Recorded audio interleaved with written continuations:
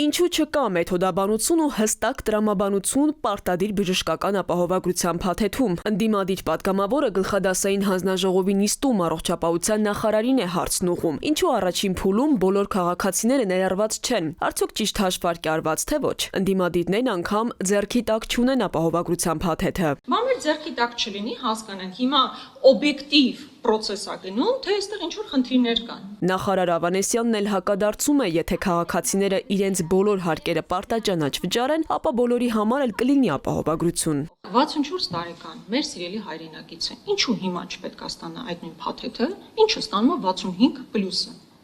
Դուք ասում եք, դա հաշվարկի հարց է, էլի հաշվարկի հարց է, ասում եք 4 տարի աշխատում ենք,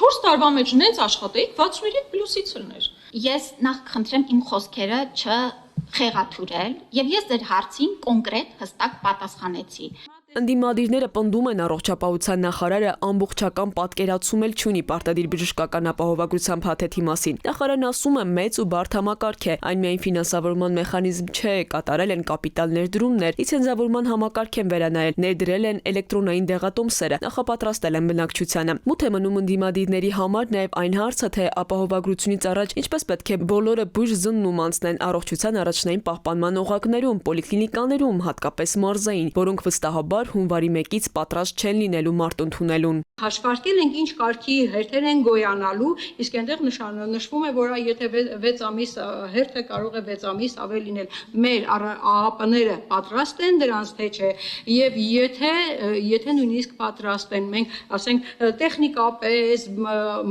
մասնագետների հաշվարկես ամեն ինչ արվել է թե ոչ։ Նախարարը պատասխանեց, թե անցումային շրջանն ապահովելու են, որ մարդիկ առանց իրարանցման հետազոտվեն։ Ավանեսյանը պնդեց 2029-ին Հայաստանի բնակչության գրեթե մեծ մասն արդեն կօգտվի ապահովագրությունից։ Նախագիծը ձայների մեծամասնությամբ հանձնաժողովում հավանության արժանացավ, կքննարկվի առաջիկա լիագումար նիստում։ Քնարիկ Պետրոսյան, ժամը լրատվական։